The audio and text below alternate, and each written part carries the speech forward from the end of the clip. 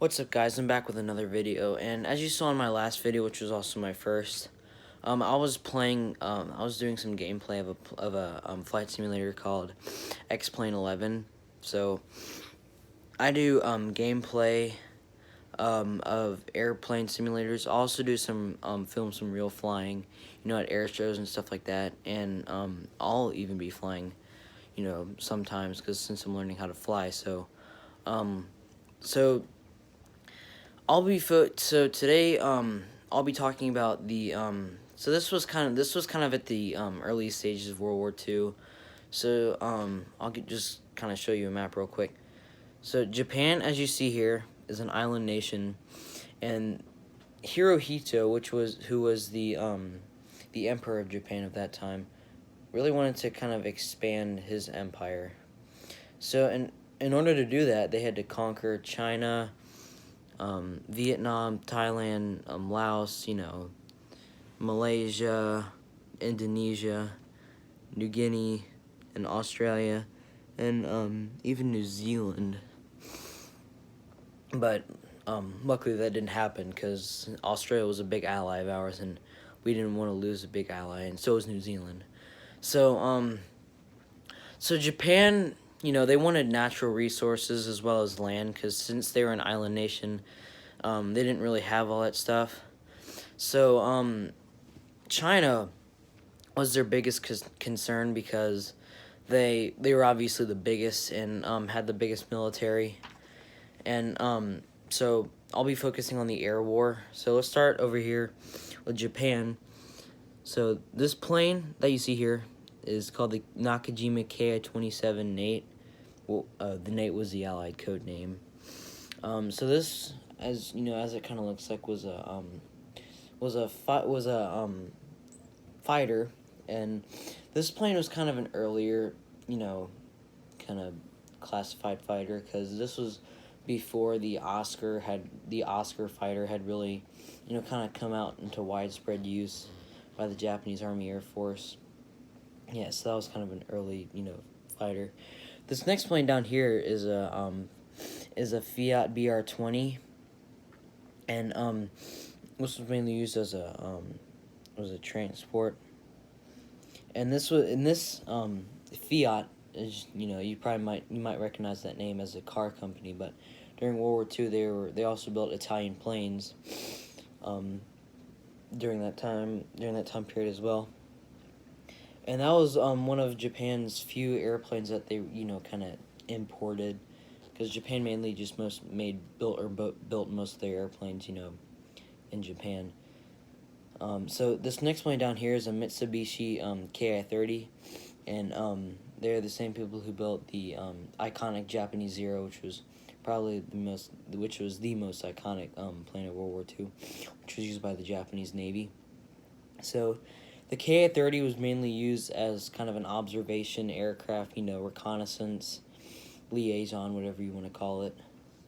Then this plane down here is a Mitsubishi Ki-21. Also, the Allied code name was Sally,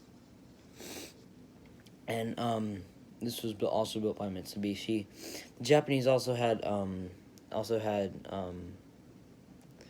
yeah. So the Japanese that wasn't the only bomber that was used by the Japanese Army Air Corps at that time. They also used the Nell, as you see right here.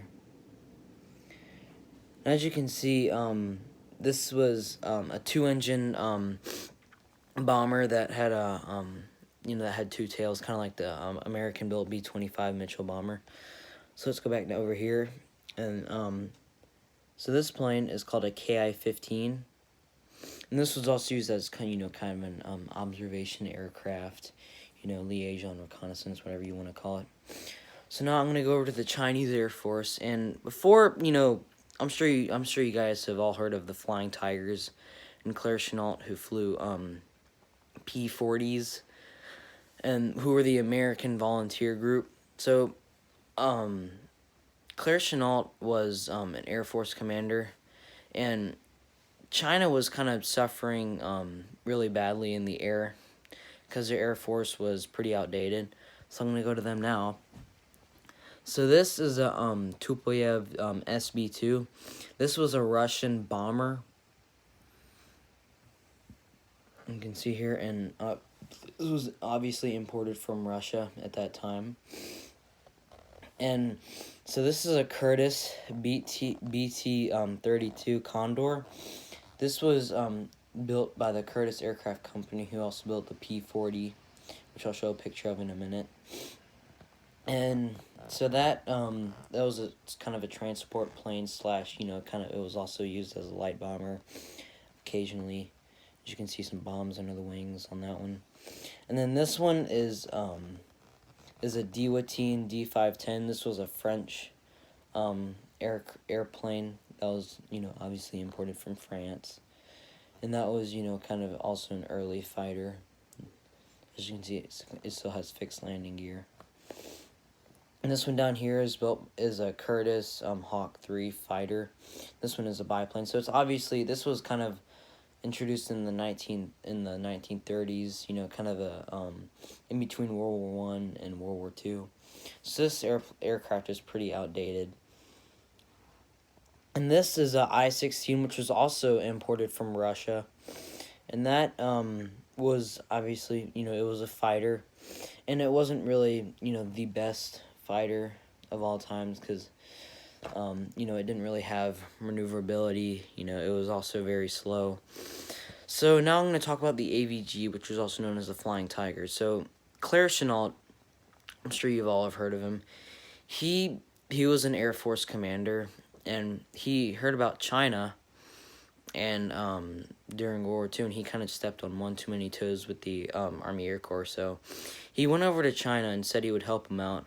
So he found P-40s that were originally meant to go to the British, but as you can see here, so these are the P-40. This was the B model that he used. And as you can see, that is the iconic shark mouth.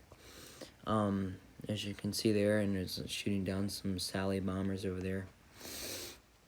So they were extremely successful, and that was the first time that China had really acquired, modern, fighter planes for their Air Force. So that is all for today, and I will see you in the next video. Be sure to subscribe, share, thank you for your support, and I'll see you in the next video.